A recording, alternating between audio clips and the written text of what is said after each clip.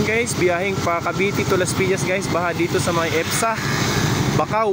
Baha dito, medyo malalim pero ano, kaya naman pag mataas yung motor mo, makakaya naman. Ayan.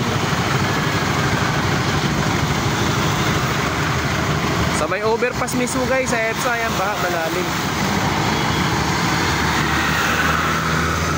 Ganitong guys, nababaha guys dito sa Bacau ang mga sakyan dito sa flyover. Sa overpass nakapark guys, yung mga sasakyan dito. Ayan o.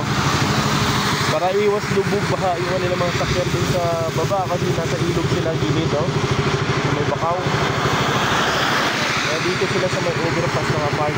Mga sasakyan dito pag ganito na pala yung ulan. Kasi umaapong ang tubig niyan dito guys sa tulay. Guys, ingat tayo sa biyahe pa Cavite to Alabang, Las Piñas to Maynila. Ayan, kasi may baha dito sa may Bacau. Ayun no guys, ingat lang guys sa biyahe.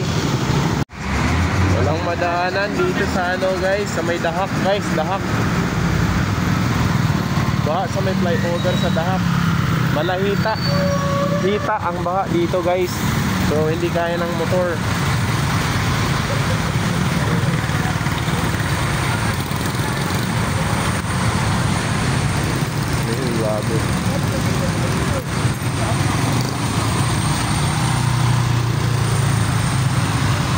Guys, balik na lang tayo kasi hindi kaya dito sa may Dahak guys, hita yung baha dito. So titirik lang yung motor natin, so kawawa naman yung motor natin, no? So balik na lang muna tayo, cancel muna tayo ngayon.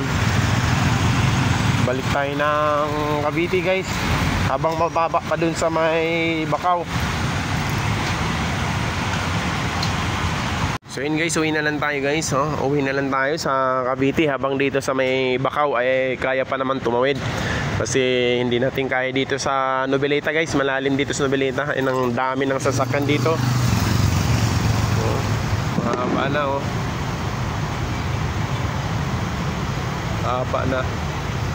Ang haba na guys dito sa Noveleta sa may Pagahak, sa may overpass sa may Gahak guys. Grabe yung baha, lalim. So yun guys, so uwi na tayo. So hanggang dito na lang muna tayo sa Gahak. Balik tayo ng Naik Cavite. Ayun.